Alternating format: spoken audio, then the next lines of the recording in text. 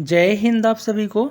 देखिए ये हमारी एमपी पटवारी 2023 के लिए प्रैक्टिस सेट नंबर 7 है एमसीक्यू सीरीज़ का सामान्य प्रबंधन का। तो एमसीक्यू सीरीज़ के सामान्य प्रबंधन के प्रैक्टिस सेट नंबर 7 में हम सामान्य प्रबंधन के उन क्वेश्चनों को देखेंगे जो प्रीवियस ईयर में आपके व्यापम का ग्रुप 2 सब ग्रुप 4 जिसकी इस बार वैकेंसी कंबाइंड पटवारी के साथ होगी उनमें पूछे गए हैं और इस बार आने की मोस्ट एक्सपेक्टेड संभावनाएं हैं। तो इस वीडियो में हम उन सभी क्वेश्चनों को कवर किए हुए हैं, तो वीडियो को ध्यान से देखना है। और आपका समय बचाने के लिए इन क्वेश्चनों को हम वन लाइनर फैक्ट के रूप में रखे हुए हैं, तो वीडियो को ध्यान से देखें। और पहले क्वेश्चन से हम शुरू करेंगे। पहला क्वेश्चन है, न्यूनतम मजदूरी वह मजदूरी है जो श्रमिक तथा उसके परिवार की भौतिक आवश्यकताओं को पूरा करे। ये कथन किसने दिया? तो अखिल भारतीय सब सेवा योजक संगठन ने ये कथन दिया था कि न्यूनतम मजदूरी वो है जिससे कोई भी मजदूर अपने परिवार की भौतिक आवश्यकताओं की पूर्ति करे। अगला क्वेश्चन है कि उचित मजदूरी का सिद्धांत किसने दिया? तो ये मार्शल और पीगो ने उचित मजदूरी का सिद्धांत दिया। अगला है कि निर्वाह मजदूरी की परिभाषा किसने दी? तो हिंगिस ने दी। भारत में लेखा वन इस विषय की व्याख्या करता है, लेखांकन नीतियों की व्याख्या करता है लेखा मानक 1 भारत में। अगला है कि आवेदन प्रपत्र पर विवरणों के लिए क्या शब्द दिया गया है, जिसमें सामान्य रूप से उम्मीदवार का नाम, जन्म, लिंग, विवाह स्थिति आदि शामिल है, तो उसे व्यक्तिगत जानकारी बोलते हैं, यानी पर्सनल इन्फॉर्मेशन। अगर आप रिज्यूम भी बनाते हो तो यही चीज़ें होती हैं, पर्सनल इन्फॉर्मेशन। ठीक है। अगला है कि लेखाकरण का प्राथमिक कार्य क्या है? तो लेखाकरण का प्राथमिक कार्य है वित्तीय लेन देन से संबंधित। ठीक है। अगला है आकस्मिक देयता कहाँ दिखाई देती है? तो तुलन पत्र, जिसको आप बैलेंस शीट बोलते हो, उसमें आकस्मिक देयता दिखाई देती है उसके नोट्स पे। ठीक है। अगला है प्रशिक्षण के किस क्षेत्र में एक कर्मचारी को उसके समस्याओं को सफलतापूर्वक निपटाने के लिए तैयार किया जाता है? तो कर्मचारी की समस्या को निपटाना है तो समस्या समाधान प्रशिक्षण देना पड़ेगा कर्मचारी को। ठीक है। अगला है किस नियम के अंतर्गत ट्रायल बैलेंस का मिलान हमेशा होना चाहिए? तो प्रत्येक डेबिट का एक तद्रूप क्रेडिट होता है, इसके द्वारा आपका मिलान होते रहना चाहिए।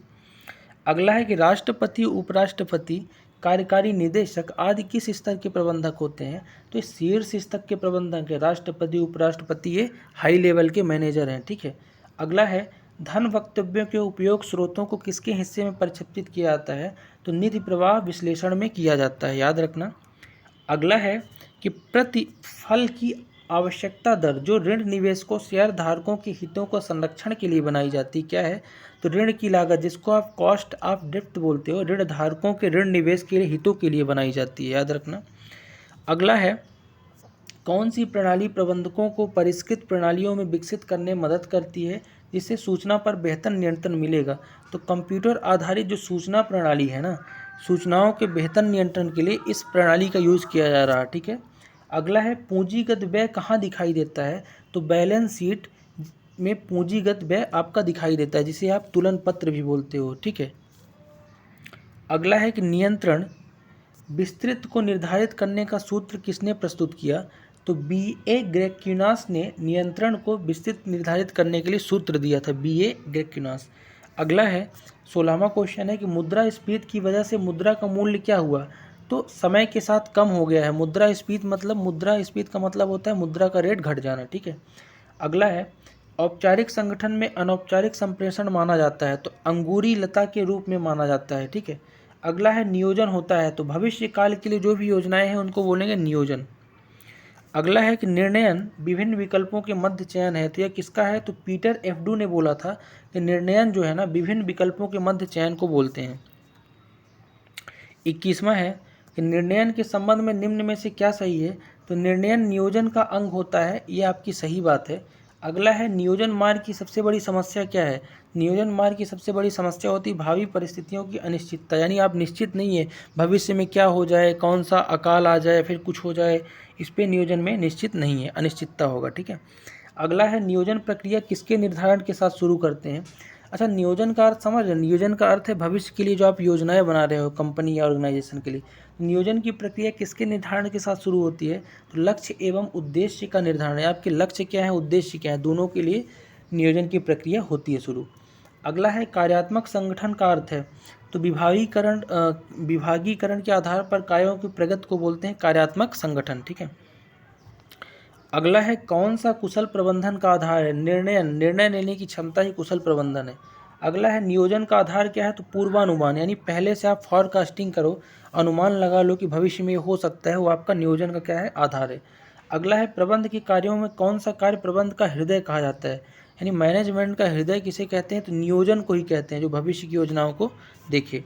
अगला है कि समादेश की एकता का क्या अर्थ है, तो अधीनस्थ का केवल एक अधिकारी के प्रति उत्तरदायित्व, इसको बोलते हैं समादेश, ठीक है। अगला है क्रियाओं की विभिन्न स्तरों में विभाजित करना क्या कहलाता है, तो पद सोपान प्रक्रिया कहलाता है विभिन्न स्तरों में, यानी कि आप उच्च लेवल का मैनेजर, छोटा डायरेक्टर, ये सब क्या है, पद सोपान प्रक्रिया, ठीक है।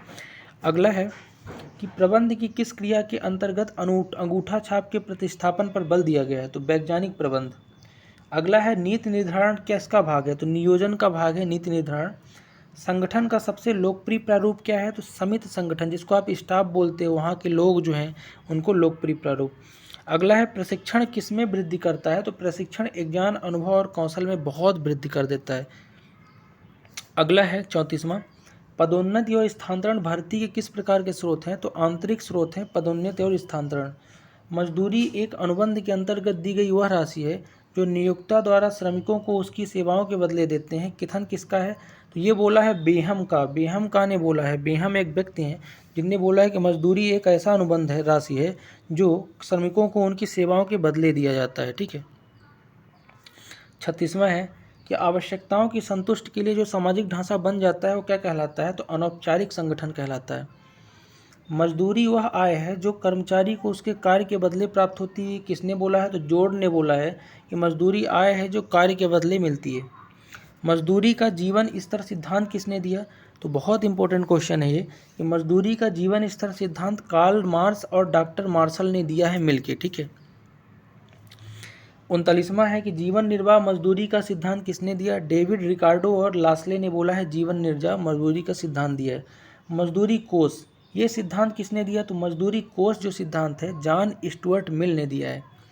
अगला है मजदूरी का आधुनिक सिद्धांत किसने दिया, J.R. हिल। ये जितनी चीज़ें करा रहा हूँ ना, किसने सिद्धांत दिया, ये जरूर पूछेगा क्वेश्चन आपका पेपर में, और यहीं से फैक्चुअल चीज़ें बनेगी। मजदूरी का आधुनिक सिद्धांत दिया है J.R. हिम्स ने, ठीक है। अगला है कि विपणन मिश्रण शब्द को प्रतिपादित किसने किया, तो विपणन मिश्रण जो है फिलिप कोटलर ने बोला है, याद रखना, फिलिप कोटलर ने विपणन मिश्रण का सिद्धांत दिया है ना, शब्द।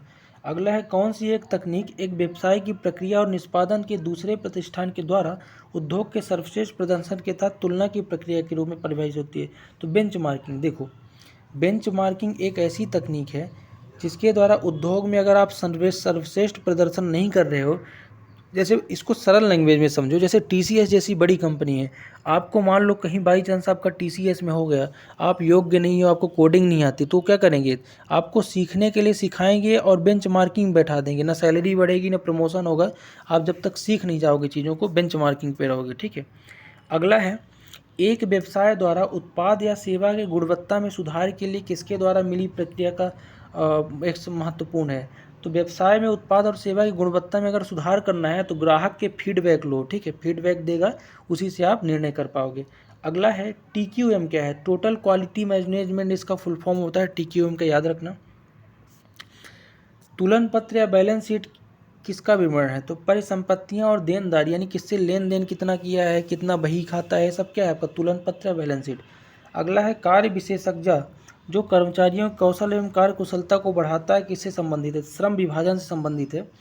एक अच्छी विपणन योजना क्या है, तो दूरदर्शिता और दिशा, अगर कोई व्यक्ति दूरदर्शी है तो एक अच्छा विपणन कर पाएगा। अगला है 49वां, अगर उत्पाद का लाभ मार्जिन कम हो तब बिक्री राजस्व बढ़ जाता है, तो ऐसे उत्पाद की मांग को क्या कहा जाता है, तो मूल्य प्रत्यास्थ बोला जाता है, ठीक है।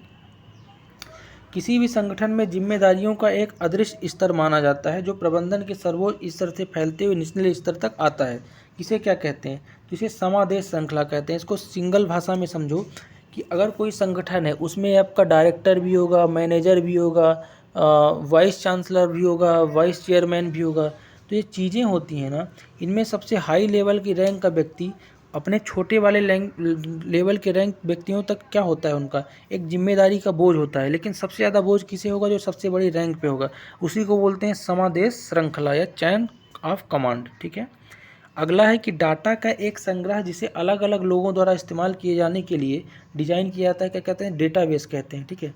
उपभोक्ता के लिए निर्माता से उत्पाद लाने के विभिन्न संगठनों के क्रॉम क्राइसिस को निर्दिष्ट किया जाता है, तो वितरण सामग्री बोलते हैं, चैनल ऑफ डिस्ट्रीब्यूशन।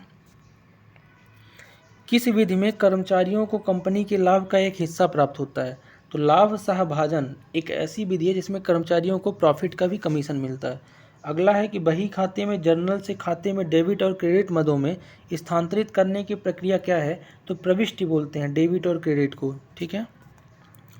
अगला क्वेश्चन है SWO2 जिसको शॉर्ट बोलते हैं उसका फुल फॉर्म क्या होगा, तो SWO से S का मतलब है स्ट्रेंथ यानी ताकत, W का मतलब वीकनेस यानी कमजोरी, O मतलब अपॉर्चुनिटी और T मतलब थ्रेट, इन चारों को मिला है SWOT, ठीक है। अगला है विपणन मिश्रण यानी मार्केटिंग। विपणन क्या है, विपणन आपका एक मार्केटिंग है। अगर विपणन किसी को नहीं पता याद रखना, मार्केटिंग जो होती है वो विपणन है। तो मार्केटिंग मिश्रण जो है अवधारणा का प्रतिपादन किसने किया, तो फिलिप कोटलर ने ही दिया है मार्केटिंग मिश्रण या विपणन मिश्रण का प्रतिपादन। बेंचमार्किंग क्या है, अभी मैंने बताया। सफल व्यवसाय के लिए तुलना यानी कि आप दो कर्मचारियों की तुलना करते हो, जो आपका अच्छा कर्मचारी है उसको क्या कर देते हो, आप उसको प्रमोट, और जो आपका सफल नहीं है उसको आप क्या करते हो, बेंच पे बैठा के उसको वहाँ तक ले जाते हो। अगला है जब सहायक बही की गणना के दौरान कोई गलती होती है उसे क्या कहते हैं, तो उसे एरर ऑफ कॉस्टिंग बोलते हैं, ठीक है। अगला है किराया लेखा किस प्रकार का लेखा है, तो आय व्यय लेखा है किराया लेखा। अगला क्वेश्चन है किस सूत्र द्वारा ARR account rate of return की गणना की जाती है, तो अकाउंट रेट ऑफ रिटर्न की गणना जो है ARR account rate of return बराबर नेट इनकम बटे एवरेज इन्वेस्टमेंट, यानी नेट इनकम बटे एवरेज इन्वेस्टमेंट हो जाएगा ARR। अगला है प्रतिफल दर में परिवर्तनशीलता किस रूप में जानी जाती है, तो जोखिम के रूप में जानते हैं परिवर्तनशीलता को। अगला है प्रबंध लेखांकन है, तो प्रबंध लेखांकन भविष्य के लिए लेखांकन है। अगला है जब कोई कंपनी उसकी आय से निश्चित राशि का प्रतिशत प्रदान करती है तो यह नीति क्या कहलाती है, आय से निश्चित राशि देगा तो लाभांश भुगतान, यानी कि आपके लाभ में कुछ कमीशन। अगला है किस पूर्वानुमान तकनीकी में अतीत के स्टाफ स्तरों का प्रयोग भविष्य के मानव संसाधन आवश्यकताओं के प्रक्षेपित किया जाता है, तो ये काल श्रेणी विश्लेषण में किया जाता है। अगला है पालन किए जाने वाले नियमों और प्रक्रियाओं के साथ नौकरी मानकीकरण की प्रक्रिया क्या कहलाती है, तो औपचारीकरण कहलाती है, अगर आप मानक को पालन कर रहे हो, औपचारिकता। अगला है कंपनी के ईबिट और शेयर धारकों के बीच उपलब्ध आय के रिश्ते को किस रूप में जाना जाता है, तो वित्तीय प्रबंधन क्षमता बोलते हैं। अगला है बोनस शेयर जारी किए जाते हैं, तो मौजूदा कर्मचारियों को मुफ्त में बोनस दिया जाता है, याद रखना दीपावली होली दशहरा पे। अगला है व्हिसिल ब्लोअर या मुखबिर कौन कहता है, तो मुखबिर जैसे आपने सुना होगा पुलिस का मुखबिर। मुखबिर ऐसा व्यक्ति है जो वह कर्मचारी जो संगठन में अन्य लोगों के अवैध या अनैतिक आचरण का खुलासा करे, यानी कि जिसे आप एजेंट बोलते हो या मुखबिर, तो वो ऐसा होता है जो आपके बीच रह के आप ही की बातों का खुलासा कहीं और दूसरी जगह कर दे, ठीक है, मुखबिरी कर दे। अगला है अधिकतर पूंजी निवेशकों के मूल्यांकन के लिए अधिमान तकनीकी कौन सी है, तो निबंध वर्तमान मूल्य है। अगला है अतीतार्थक लागत से मूल्यह्रास हटाने के बाद एक स्थायी परिसंपत्ति का मूल्य क्या कहलाता है, तो लिखित मूल्य कहलाता है। अगला है मार्केटिंग या विपणन केंद्र बिंदु क्या होता है, तो ग्राहक होता है मार्केटिंग विपणन का केंद्र बिंदु। मार्केटिंग और विपणन एक ही शब्द है, कन्फ्यूज मत होना। अगला है एक अंतकालिक प्रशिक्षण विधि जहां पर प्रशिक्षु को संगठन विभिन्न कार्यों की पर भिन्न नौकरियों में रखा जाता है, क्या कहलाता है, तो कार्यवर्तन कहलाता है, यानी जॉब रोटेशन, यानी कि आप जॉब रोटेटेड होती रहे, ठीक है।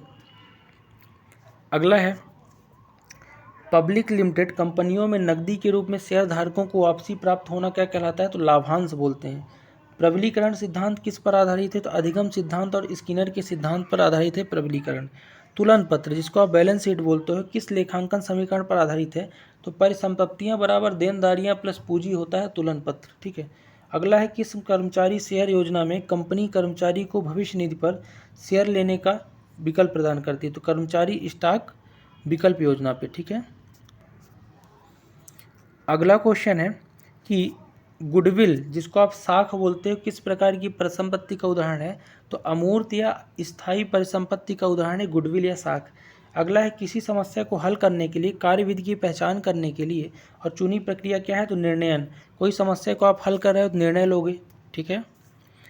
87 नंबर क्वेश्चन है कि मजबूर, नियंत्रित और निर्देशित लोगों के साथ प्रबंधित करने के लिए पारंपरिक दृष्टिकोण को प्रतिनिधित्व करता है। तो मैक्स ग्रेगर का एक्स सिद्धांत ऐसा बोलता है कि जो मजबूर और नियंत्रित लोग हैं उनको प्रबंधित करने के लिए कैसा दृष्टिकोण होना चाहिए। ठीक है। अगला है, जो एक कंपनी सर्वश्रेष्ठ करती है उसे किस रूप में जाना जाता है?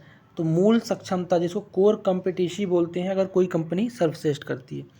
जब एक व्यक्ति को दो या दो से अधिक विषम उम्मीदों को पूरा करना होता है तो इसे क्या कहते हैं? तो भूमिका संघर्ष कहते हैं। यानी कि दो विषम आपको दो टास्क दे दिया गया अलग अलग, दोनों को पूरा करना है तो उसे भूमिका संघर्ष बोलते हैं। ठीक है। तो ये था आज का प्रैक्टिस सेट सामान्य प्रबंधन के लिए। आपको प्रैक्टिस सेट कैसा लगा कमेंट करके ज़रूर बताइएगा। मिलते हैं नेक्स्ट वीडियो में, तब तक के लिए।